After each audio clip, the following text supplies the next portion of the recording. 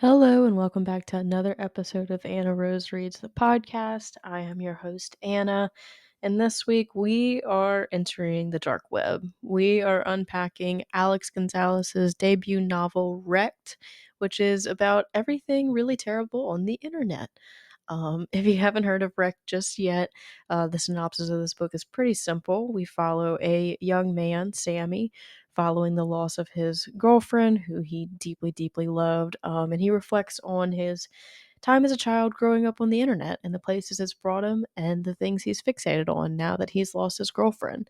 And it takes him some pretty wild places, as you can probably tell with my conversation with Alex. If you haven't picked up Rec just yet, I highly recommend it, but with caution. It is a heavy book. There are a lot of dark topics, subject matters, violence, you name it, it's got it, and for good reason. But yeah, Alex is a incredibly creative guy. I'm so fortunate I got the chance to talk to him about this book and just what it means to him because it meant a lot to me as somebody who grew up on the internet. So it's a really interesting conversation, and I'm very, very thankful for Alex's insight. So sit back, relax, and I hope you all enjoy our conversation.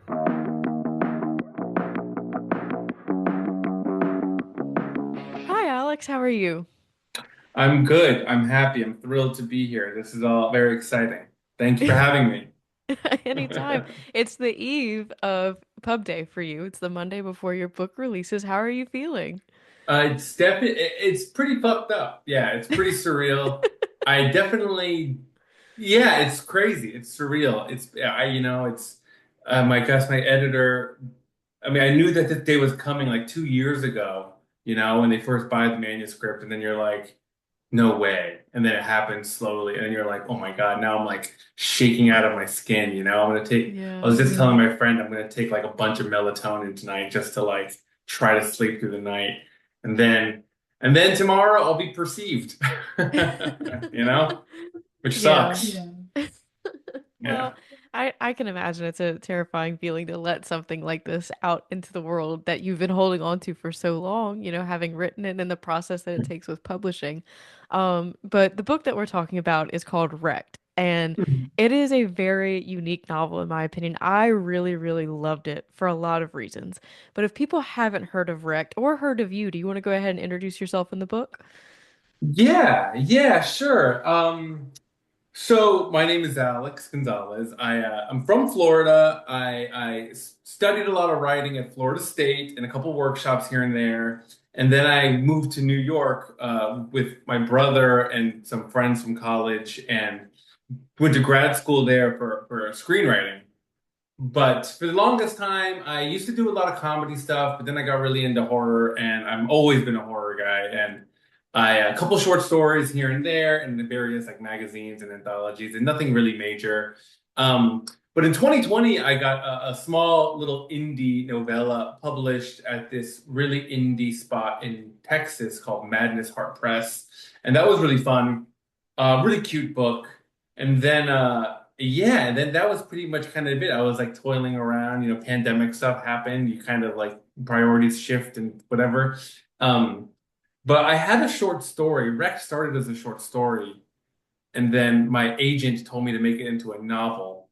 And so I spent all of the pandemic doing that.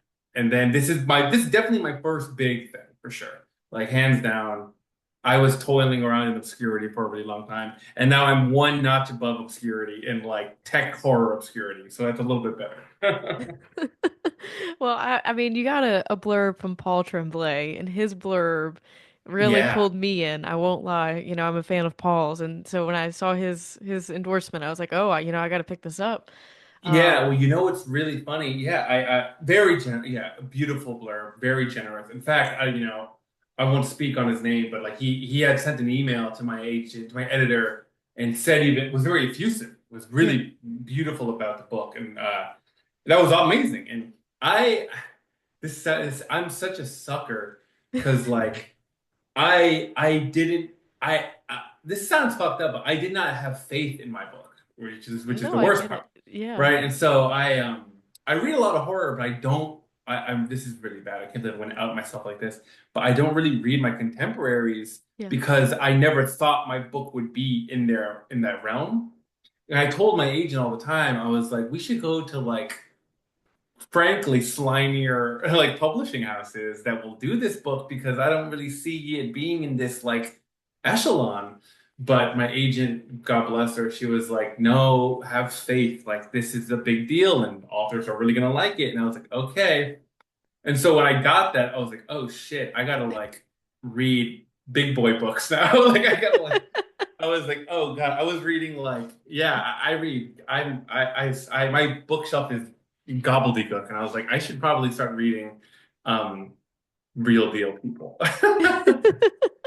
No, I know what you mean though. And like especially, I've talked to a few authors and it's a very solitary profession from on all Yeah. accounts. And when you carry these stories or these ideas with you for so long, you have your own idea of what they look like. So I mean, I totally understand where you're coming from on that, but I have to be really honest. Your book is so honest about growing up on the internet. Yes. Good. I know. I Keep going. Yeah, I don't know. I mean, I'm sure that that was part of what you set out to write about with Rekt. Mhm. But to kind of just like set the tone for the book if people don't know what it's about. Basically, it's about this boy's name is Sammy. He's a young adult. He has a girlfriend. He kind of, has grown up on the internet. He's like found really weird, fucked up videos on the internet before with his friends at sleepovers, like much like the YouTube age has done. Mhm. Um, Mhm. Yeah. and then his girlfriend Ellery dies, and he's kind of left with his weird tendencies. And then he gets sent to this link, this website that shows people how they die, and all the people that they know how they die too. Um, and it just Yeah. kind of spins out from there. Yeah, it's yeah, no, exactly. I'm 30. Hmm. I'm 30. I so I'm like baby millennial, old Gen Z, and I my generation, there's like a 5 year margin on either side that grew up with like, you grew up with the internet, but your parents didn't know what it was, and Yeah. you barely knew what it was. And so, your parents didn't censor you, and your parents didn't really know. Like nobody assumed that when you get the internet that people are going to show dead people on it. Yeah. You thought it was like Disney.com and fun math games or whatever the hell. Yeah. But of course everyone's just going to put up the worst shit possible. And so I think the book had to be really honest about. I mean, to be frank, the book is really honest about. I I was writing it during the pandemic time when the world was ending. Like I was like, what's the point of me like fabricating a lot of this stuff? So I really pulled a lot of honest stuff in there because I was like, I have to be true. And if I'm true to myself, then it'll land with people. And thankfully, it has because it's just such a ubiquitous experience. Like you see something you shouldn't have seen. You use the internet to cope. It's your sense of community. It's your sense of betrayal. It's your sense of it's all of the big things at once, and it's very bad. No, Like I could mostly not just agree bad. more. Yeah, I could Yeah. not agree more. And it's like you said, the internet came and like there's no checks and balances, right? Like there's Right. no regulation really. I mean, like obviously now there's some, but even then that's not really checked. Yeah, barely. Yeah. Yeah, so, it just exploded and nobody really knew what they were getting into with the internet, I don't think. And I really related with the character of Ellery, who is Sammy's girlfriend, that we spend a lot of like personal time with at the beginning of the novel, Hmm. because Hmm. part of her character is she said I want to not want to be on the internet. She Right. doesn't really quite get it, or she Yeah. knows that she should want to be documenting her life like her peers are, or like be chronically online or whatever, but she like there's kind of a disconnect. Could you this is I forgot that I wanted to talk to you about this, but can you speak to a little bit about Ellery's character and maybe that feeling of like I want to be part of this, but I don't want to be part of this. That strange feeling of online chronic onlineness and the weird Yeah. juxtaposition of it. Totally right. So that was so to contrast Sammy, who was so chronically online, he just didn't. It was like a second appendage to him, Hmm. right? Like being online, being on the creepy pastas, being on the Twitter threads, being a troll, fucking around. Like it was not a big problem to him. But Ellery never really understood it or got it. And it's not that she was like a Luddite, it's not like she didn't grow up with it like everybody else did. It's that she just couldn't like get a good hold on it. And she realized like early, she's like, she knows it's bad, but she can't explain why it's bad. She doesn't Yeah. want to be a part of it, but she feels a big thing was that she felt like she was missing out. You Yeah. know, anytime there was a meme or there was an inside joke or there was some trending thing that she's not on Twitter, she's not on Instagram, or she's not on whatever, she kind of like, well, it's such a part of our generation that to not have it feels like you're missing out on something of our generation. Even to like a micro degree when all of your friends are laughing about a meme that you haven't seen, it's like, well, oh fuck, I missed something huge. And so for Ellery to like to not have any of this, to not have any of this feeling or compulsion, she felt like, like the hole grew bigger. And so then she's like, well, I want to get on YouTube. Let me make a vlog. Let me make a this. And then so, Sammy tries to help her out and it's all in vain. But I just think if anything, it just mirrors more of Sammy and thus more of all of us of like sometimes we feel like we don't know what to do if we don't have it. Yeah. Like it feels like such an important part of our life. Unfortunately, now it has to be that if it's just we've used it to do everything important in terms of like relationship, career, entertainment, in terms of information, every fucking thing that if we don't have it, it feels like we are at a setback, Yeah. you know? Absolutely. Right. Yeah, no, I totally agree. And it's even like there's a meta fiction part of this book that I Mhm. was gonna get to a little bit later. We can talk about it now. And even if this very feeling, like the fact that we are doing this podcast on a virtual platform and it's gonna go on social media and I'm gonna promote it on social media and you're promoting your book, Mhm. like it all feeds into the same thing. And it's very much what Mhm. your book is confronting, like this chronic onlineness and what that feels like. Um and in a way, I feel like with the trajectory of the story, and I'm obviously not going to say where it goes, but we're sitting with Sammy through his Mhm. ride, through his journey, kind of in his downfall and his spiral of all of this. And we kind of become Sammy because personally for me, I couldn't put the book down once I started it. And I Yeah. felt very much like Sammy who needed to just watch another video to just, for whatever reason to keep going. Yeah. What was that writing process like for you and Well, sitting on that the writer's side of it? definitely. Well, I'm really glad you say that because that was intentional from the jump. I was like, I Yeah. needed to feel like again, to link back to the very, very early when I pitched the novel to my agent, and I was like, I was like, the book it has to be like the nasty. It's got to be nasty, and it's got to be a waterfall. It's got to be a flood of nasty, to the point where like the reader should feel like they are consuming all of the very same things Sammy is consuming, the same frequency Sammy is consuming, yeah, the same intensity to which a volume, I should say, as Sammy's consuming them, and that had to happen because the only way to get across how fucked up it is to show it and I was definitely like, but that's really hard to do, and that's really a scary thing to do as a writer, I think, because it's really really easy to get called a edgelord, you know, which I definitely grappled with early on, and I was like, well, fuck, like that's kind of the point. It's like it's kind of supposed to be just nonstop shock and awe and terror, and just like drag you through the mud. But to do it, you're like, well, this writer's just trying to get a rise out of you, and you're like, you know what, fuck it, yeah, like, that's fine. Like I kind of had to swallow that and be like, that's fine because it's important and that's just kind of part of it, you know? These videos are made to get a rise out of me, you know? Like if I have to be a victim to those videos, you should be a victim to the book. Like that's just how it goes, you know?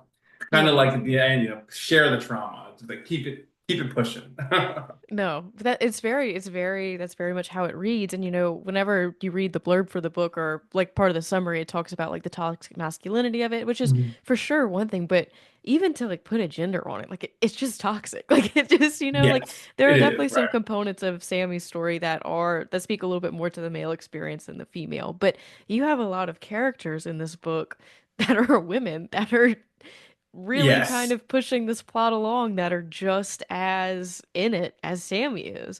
So, 100% right. yeah, what was like, is it ever gendered to you, or was it just we're gonna write Right. about these people and where we're at, you know?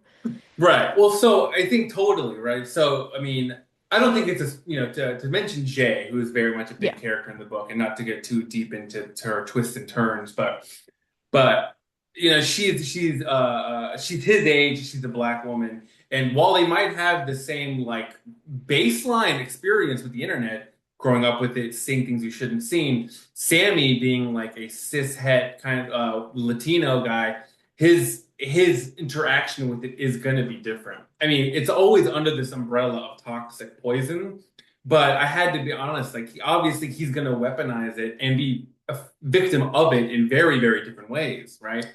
Which is as we see his relationship to women and how he reacts with, how he starts kind of going on his when he goes goblin mode and he's Yeah. being a terror.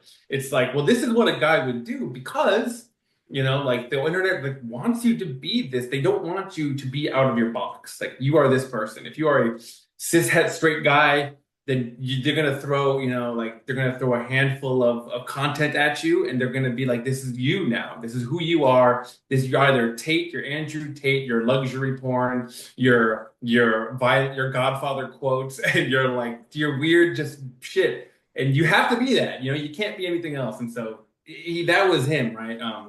I do think there is obviously a story of like, I do think that there is a ton of other, across the gender spectrum, across the race and ethnicity spectrum, a bunch of different variations of Sammy. And I hate the term multiverse. I think it sucks. I hate multiverse. But there are a lot of different Sammys out there of different, cuts of cloth that I think would always, put when pushed to their extremes, if the algorithm targets them severely enough, you will become your worst form of yourself. You know what I mean? That's what they Yeah. want. Yeah. Yeah. Absolutely. And I don't know if you're familiar with it, but Chuck Tingle wrote a book last year called Bury Your Gaze, and Sure. he had a commentary, on the algorithm and AI and all this kind of stuff. And obviously your book very much deals with that. Mhm. And we are very much living in the horrors of AI. I mean, just this last week we saw how everybody's Meta was trained on everybody's books. Yes, that's right. I mean, Yeah. it's freaking horrifying. Obviously that was ingrained in your writing of this book, but in particular with Wreck, this novel, you kind of take it a step further to where it's like Mhm. almost like predicting the future in a way, Yeah. like that generative kind of AI.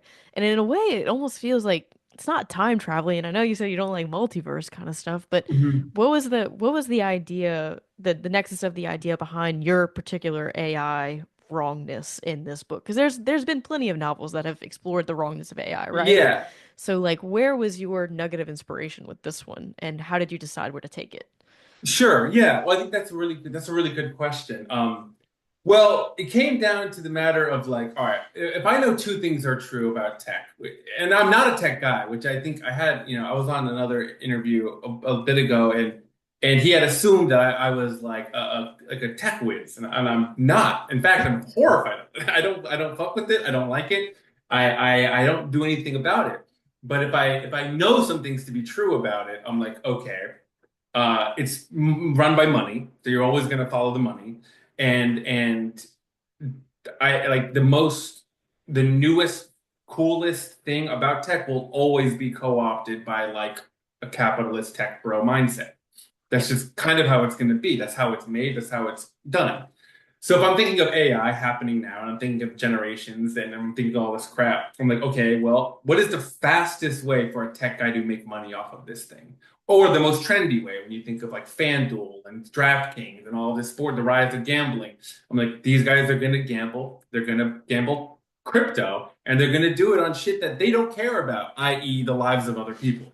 Like so, like it kind of fell into place pretty naturally, which is depressing, by the way. But it fell into place pretty organically, and I was like, this makes the most sense to me, because like you're right, it's not the first AI story, and there's a lot of them, and I do think it's when I think of the AI stories I've read, a lot of them are like oh, this AI is going to try to solve the world's problems by harming humanity, which, fine. But I think it's really cute to think that AI would solve the world's problems in any capacity and not just immediately be a tool for like, evil capitalist gain. And so I was like, yeah, like I mean, obviously everybody loves, I have no mouth and I must scream, right? With all the computers that talk to each other and they ruin humanity's lives because they're pissed off. And I'm like, yeah, this is just going to be this is just going to be a fucking money scheme, Oh because yeah. that's all it really is. It doesn't care about the people, and I think that was a really rude awakening. I'm totally rambling. I'm going off base, but I think it was a really rude awakening when we all realized that like there is no tech haven for us, Yeah, no. like like there's no I don't want to take a guess at your politics, but it's like you might think we always think that there's some blue liberal safe haven on the tech sphere, and I don't know why we think that. It's not gonna fucking happen. Well, it goes back to the same thing about the internet, about there not being any checks and balances. Like there's Right. no regulatory agency that's watching any of this. And that's to me that's Right. the really scary thing that your book really taps into. Like that because Yeah. it freaks me out to know the volume and the speed and velocity of which everything changes and evolves. And we can't even get a Hmm. grasp on like yesterday's news. You know what I mean? Yes. So like how are Yeah. we Yeah. gonna combat what's going to happen 2 weeks from now? That's what's Yeah. really scary to me. So, and that's something that you tap into with the whole idea of these generations, these AI things that are, Hmm. working on basis of reality to make something that may or may not happen, and then you're betting on it.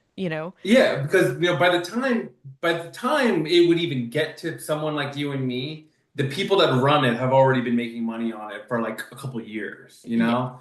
Like Sammy doesn't even get to the website till it's a fully functioning website. Like it's already exactly. happening. So like that's the problem. That's to me is a scary thing. Like we're so behind and we'll never catch up. And Yeah, I love no. how I know how fatalist and then cynical I sound, but it's just how it is. No, but I think it's very true, and I think it's a very justifiable fear. Like it's just seeing, like even from 2016 to now, the trend of like, I mean, it's been 9 years, 10 years. It's frightening. It's just there's no other way around it. It's just frightening. Like Yes. no matter what your politics are, I think it's frightening. Totally, Um, 100%. but yeah, no, I totally agree with you there about, there is no safe haven. There is no like other side of Yeah. this. I totally get it. And so that kind of takes me a little bit on my next question for you, and it has to do with the ending of your book and Hmm. somewhat with the beginning as well. But you intersperse the idea of like a creepypasta kind of figure throughout your Hmm. story. Yeah, sure. And your ending kind of, relies on that pretty heavily. I have to ask, was that your original short story idea that it blossomed into something else? Because it feels like, Waxman? yeah, that would be like the Yeah. initial nugget. Well, funny enough, kind in a weird way, yeah, Waxman, I love Waxman a lot, and I had tried to write not even creepy pastas. I tried to write like actual scary short stories about him Hmm. for like he was always like the villain, the monster in some scary short story for gosh for years, and no one gave a shit. And like I was like, this is really good stuff. Like this is like a fun, scary horror icon. And one's like, no one gave a fuck. And so I was like, well, fine. I guess he is kind. And I did not write him in a creepypasta medium. I wrote him like a proper short story style, and no one cared. And I was like, well, I'll put him away. And then I wrote this short story called Rekt, and it's actually inspired by I think fucking Spotify. And it Really? was inspired by Spotify, like, giving it a daily mix, or you might like this off your taste, or whatever Oh the hell. yeah. And I was like, oh, like this is, and then the next thought to the next thought to the next thought. But I was really happy to have a place for Waxman because I was like, I know creepy pasta. I mean, everyone loves creepy pasta, and I was like, let me kind of. I finally found a home for him, which was really really nice. I was like, I got all the haters, all the naysayers to the Waxman. I put him in, which is good, and that was nice. But if anything, it made me really appreciate like how hard it is to write a creepy pasta. Like they're hard, because Yeah. like you have to do like a lot of groundwork and you have to make it seem really realistic, but it has to have enough breathability for other users to bring their own stuff baggage to it, and you have to be really vague. But it's like I have no shade to the creepypasta community. I think they're very skilled. Oh no, no, I agree. I mean, I remember part of the magic I think of it too is like the like you can't verify it. Like it's not Right. really cut and dry. Like part of your brain knows it's fiction, but then there's like that 2% that's like, but what if? And Yeah, that's the thing exactly. about a creepypasta that makes it so freaking creepy is there's really no fact checking it, you know? Yeah, totally. And oh gosh, there's another one. It's like creepypasta adjacent, but a lot of that like analog horror on YouTube of Yeah. like these like really skilled people that upload the most haunting videos of like oh, I think someone's in my house, and it'll be like this horrific short film, and you're like, oh my God, this looks real. I think someone's dead. Yeah. That's so scary, man. They're really good, but Waxman No. is, Waxman. He does, unfortunately, he does not live on a creepypasta website. But maybe now I should franchise him. Well, how would I mean, like, how really meta would it be if it took on a life of its own after this thing? That But would be clutch if that would work. the Waxman IP could spread. Oh Yeah. yeah. But to kind of tie it back to your ending, the book didn't end in a way that I felt was predictable, and I love that about the book. Cool. Mostly because the Sammy's journey, his descent, it turns into a conspiracy kind of thing by the end. You really don't Mhm. know which way is up, you know. Yeah. I don't think it's a spoiler to say that. And then you kind of just took it in this completely other direction that I just absolutely loved. Did Mm. you know that ending from the beginning, or was that something that you kind of formed along the way? And you make a really strong statement with your ending too, may I just say. And I'm always Oh, curious if that's your statement or if that's Sammy's statement or both of your statements. are you referring specifically to the monologue at the end? Yeah. Yeah, yeah. Okay. Well, it's a two-parter because the monologue is me for Yeah. sure. It's how I feel, which I don't think is a shocker considering like I share a lot of similarities to Sammy. Yeah. But I would say the ending in terms of like that explosion into mixed Hmm. media and really fun, all that fun forums and such. That was my editor. Yeah. She was like, "You got to do this way," and I could not get the ending right to save my life. My first ending was fucking nuts, and it was it. I don't guess it's not. I don't know if it's a spoiler or not, but it ends in such a bizarro. Like it goes so bizarre, so body horror. It turns into like something out of a Clive Barker novel. It gets Yeah. insanely like grotesque. And then she was like, no. And I was like, okay. So then the second version of the ending went full, this is so fucked up. It went full like incel manifesto vibes. Yeah. And it was like what if Sammy, what if the Sammy type of person never healed and the Yeah. Sammy type of person proliferated and now there was like Sammys all over the world and it was like, it went full incel-y It's like very Fight purge Club. vibes. Yeah, Yeah, it's very exactly, Fight Club. right. Yeah. The second one was super fight clubbing, which obviously, was in the DNA of the book for sure. Yeah. But then the third one, finally, my editor was like, no, like Diana is her name. She's incredible. She was like, do it this way. Like, this is what it should be like. And I was like, oh, I didn't. But you know what? I didn't even know you could write books. I Yeah. did not know how. I truly didn't know how to literally on a paper, like type out what it should look like. Yeah. It wasn't even occur to me. And so she was like, well, we have a design department. So what you're going to do is you're going to quote unquote direct them by describing it on the page of how the design department should design it. And I was like, you could do that? I was like, I didn't know that was a thing. And so when she told me that, I was like, shit, now I'm gonna do that all the time. That's fun. Yeah. And I can just tell them to do all of it. No, I loved it, and it was such a realistic touch because again, this is a book that's very honest to the digital age or the internet age of kids or who are now adults who have grown up on the internet. And I mean, it looks just like the sites Yes. that we know. And so I was like, Yes. holy, I was reading, I was like, holy shit, like he did, like they did it, you know? Yeah. Yeah, So I that mean, was fun. Yeah.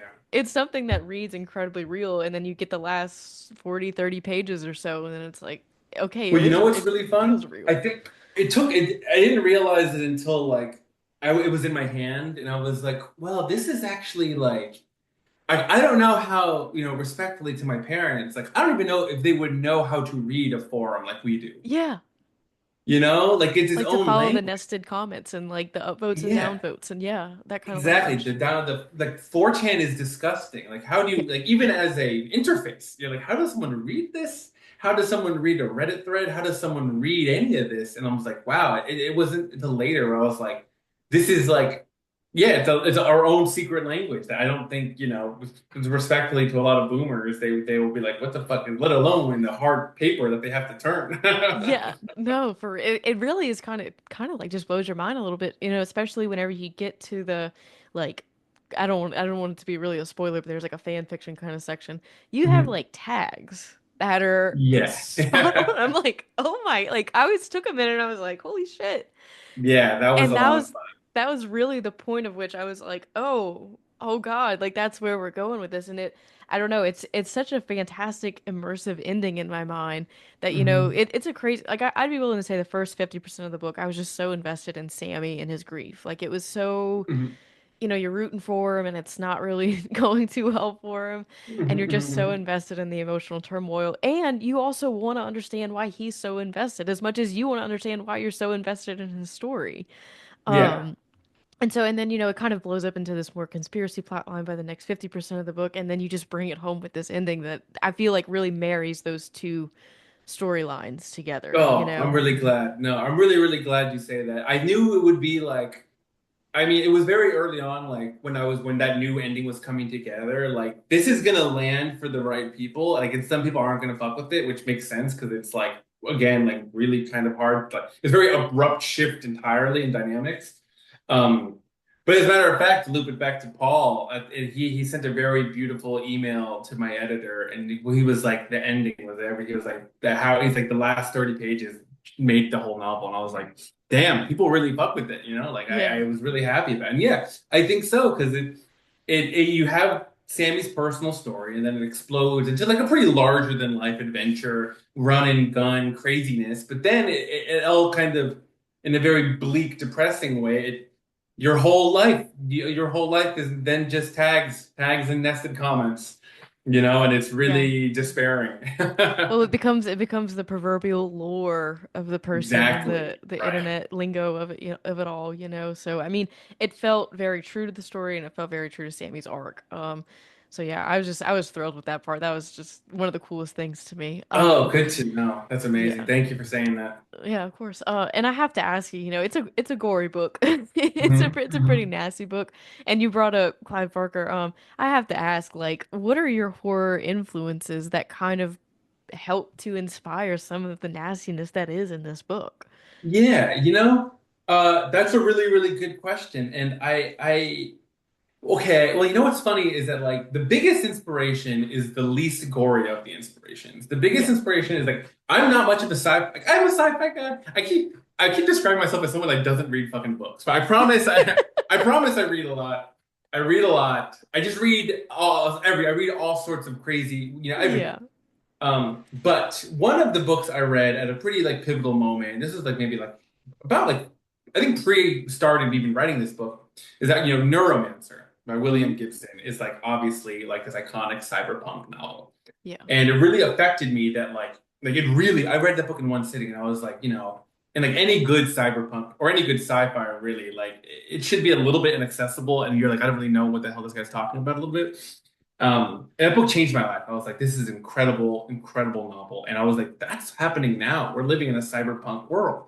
We're run by tech CEO companies. The world, the polluting planet. We're falling apart. Everyone's getting sick. I believe there's a weird cultural war between whether you're going to take a vaccine or not. Like we're falling into this like cyberpunk. Everyone has gig jobs, like the pizza Yep. boy. It's like we're in it.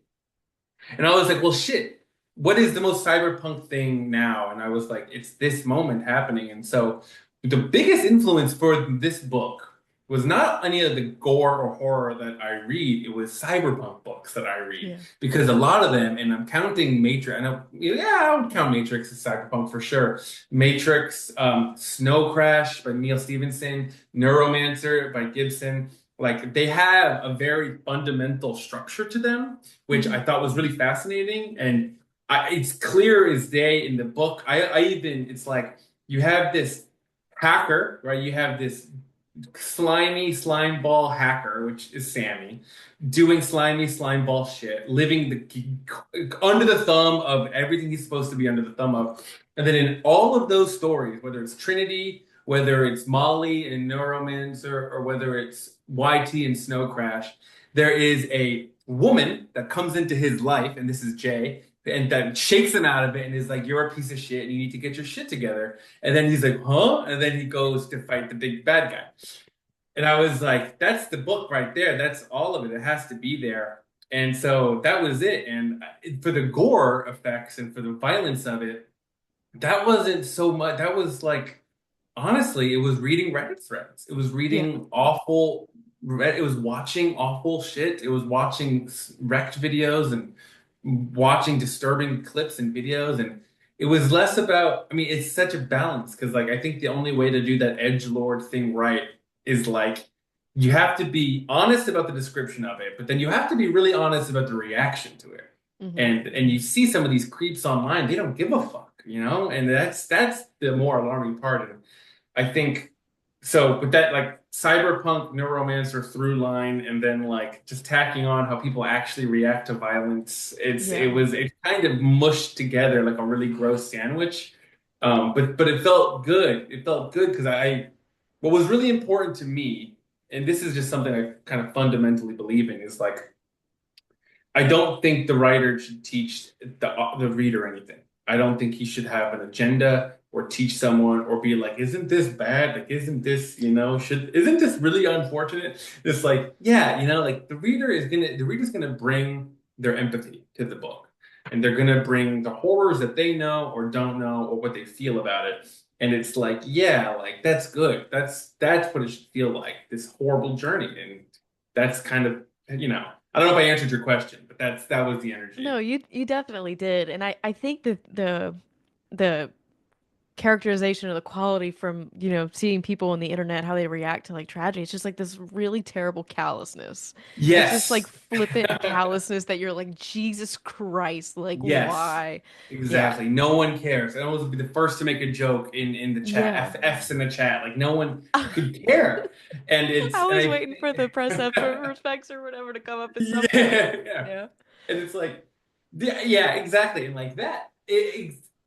Yeah, people have lost their empathy, and I'm not a guy to preach about this because I am part of it. A lot of the book is self-reflection. It's like, what the hell happened to me, where I was like, could watch these videos, as a kid, we're showing you're watching it in high school with your friends at a sleepover, and you're like, this is wrong, man. How do I get it back? Yeah. How do I get it back? And you see these people in the comments, and you're like, hey, man, we're cooked. Like, I don't know if I can't explain to you that you should feel bad about watching this video or just feel bad about the person in the video at the very least. Then I don't know what to do. Oh, but to go back to inspirations, and I really should mention it.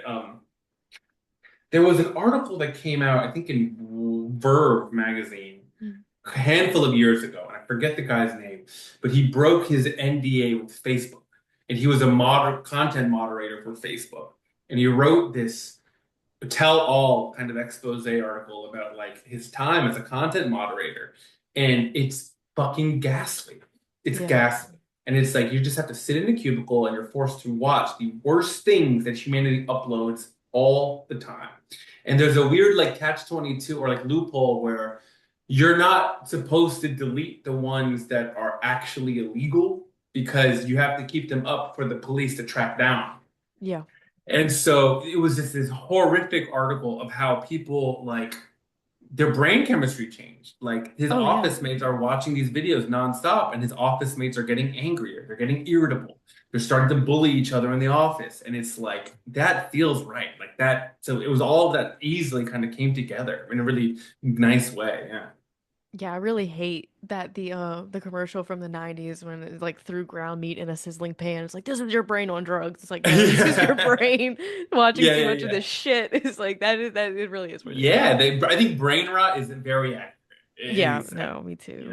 and people only accustom it to like stupid, TikTok slang or whatever, or elite. It's Yeah. funny that elite speak has come back to like avoid the algorithms or whatever, but Yeah. yeah, I think brain rot's real and it's yeah, impossible to beat. No, for sure. Yeah. And that's another like very horrific aspect of this whole thing. Yeah, Because there's really no getting around it, it feels like. But no, and so I kind of want to ask like some broader questions for you. And I kind of relate to you, and we talked a little bit about this before we started recording. But you set this book at FSU, which is Florida State University. yeah, I'm that's from right. Louisiana. I went to Hmm. LSU. What I have to ask, like, what the writing experience was setting a story there, because we, like I said, we chatted a little bit. We have some similarities with going to a state Yeah. school like this, and so I just want to hear a little bit more of your thoughts on that. Sure, yeah. Well, it was really funny. And like I'm again, I know I said that we said this before recording, but I'm a big hater. And I shouldn't be like FSU was good to me. Like they were Yeah. fine. I was there for like 2.5 years, literally. Like I graduated very fast. But it was fun to me to do that. And I really want them to call me to read it there, like because they have a big auditorium for like the Ruby Diamond or whatever the hell, and Perfect. like that would be really fun. But I I wanted to be at Florida State for many reasons. Of like one, write what you know. There was no sense in me trying to fabricate some sort of lived college experience I didn't have.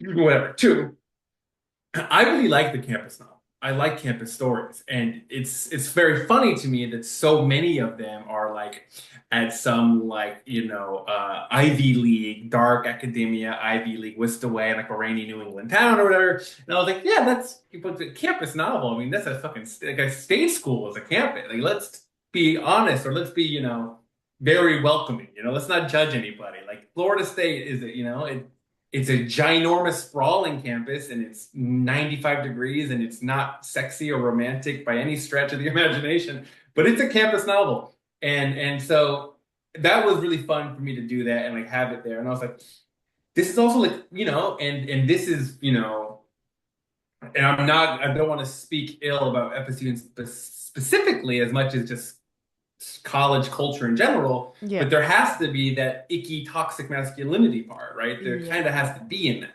Going to clubs, picking up freshmen, doing really icky college behavior is kind of critical. And so I was like, okay, well, this is a young guy in a kind of misogynistic setting. It's inherently of what it is, and let's kind of push him over the edge and drive him there. And then structurally speaking, it gives him, as fucked up as it gives him a really nasty playground, Yeah. to like fuck around. But despite the nasty playground, I think it's very fun to set a story in like a big state school that's like not sexy or mystique or has no mystique.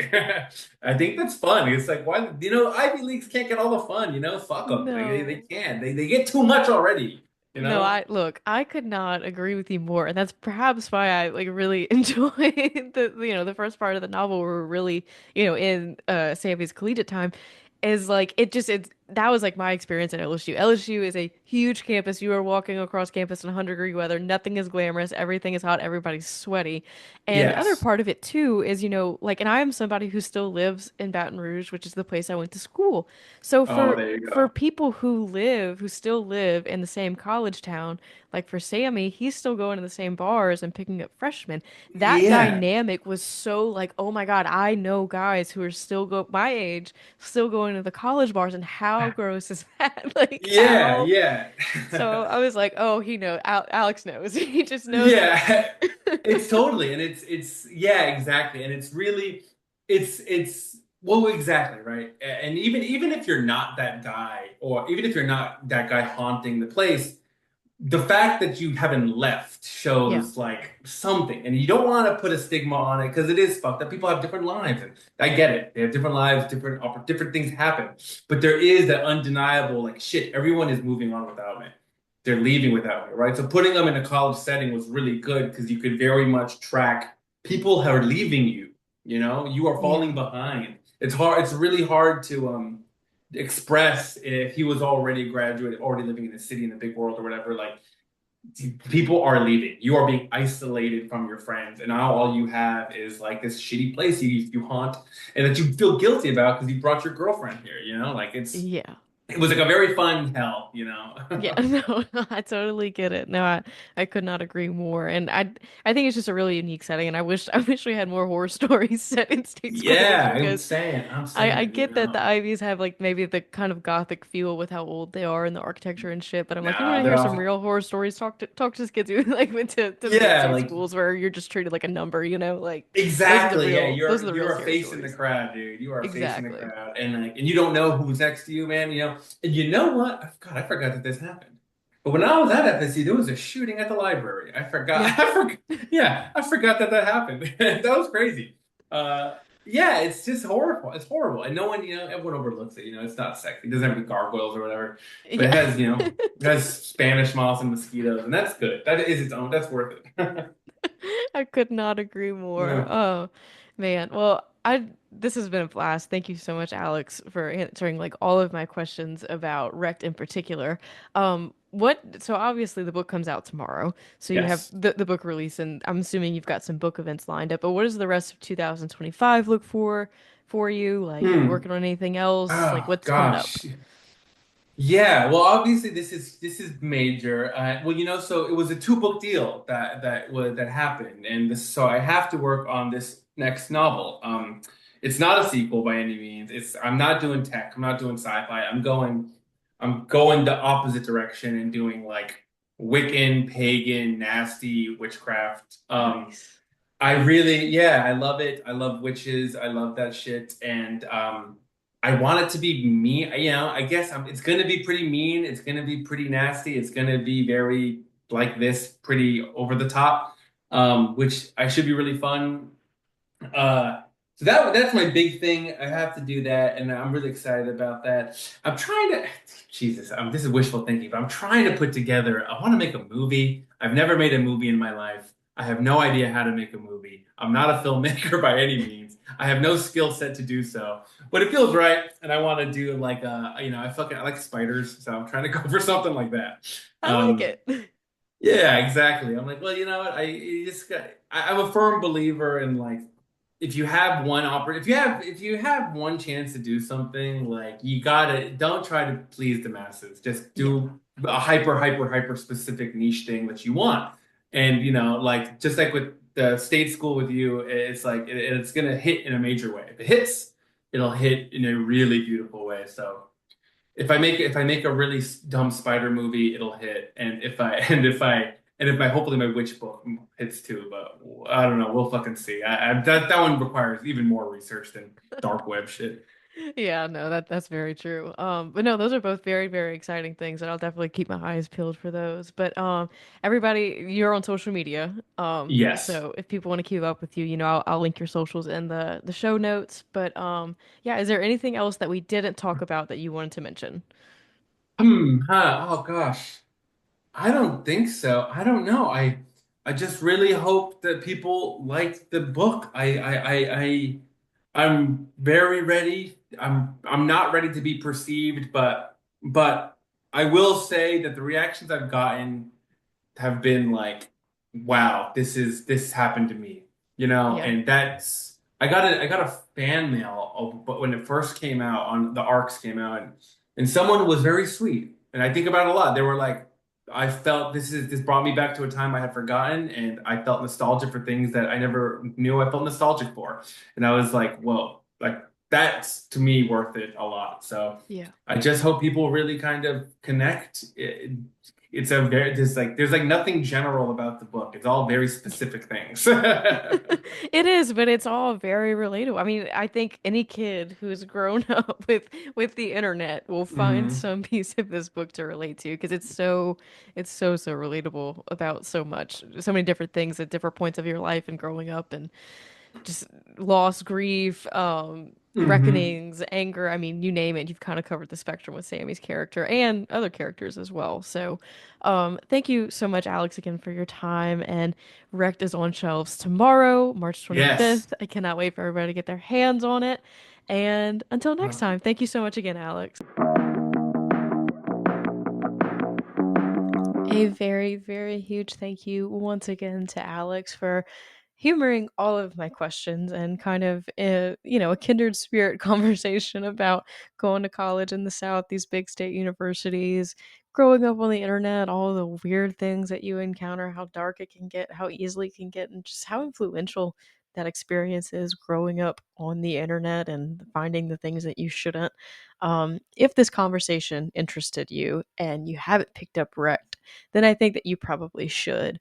Again, I'll reiterate it is not for the faint of heart. It is a very dark, gritty book. So, again, be kind to yourselves if you do decide to read this one. But I don't think that any of the violence or the gore or the shock factor that Alex implements is for naught. I think that it's all used in a way that's meant for something really important. And if you've experienced things on the internet that you never meant to come across, just sometimes it takes your breath away, and that's how it feels. So it felt very at home within this book. So, all of this to say, thank you again, Alex. Wrecked is a book that's probably going to stick with me for a while. It's probably one of my favorites that I've read of the year. I do feel a little strange saying that considering some of the events that happen in the book, but again, it's just a really unique perspective on growing up without rules in an ungovernable land, in a place that doesn't really have any checks and balances as we've seen today in this day and age. So again, Rect is on shelves now. I recommend with caution that you pick it up. Until next time, guys, I believe next week I'll actually be sharing my conversation with Ronald Malfi. We're going to talk about his book Senseless, that will be on shelves next week. And then after that, I believe we're on to Mr. Nat Cassidy and his book When the Wolf Comes Home. And after that remains to be seen. So stay tuned because I'll find out myself when we get there. Thank you as always to everybody who's listened along, who shared, who's been kind about this podcast or anything that I do, really. I appreciate you all. And yeah, until next time, guys, see ya.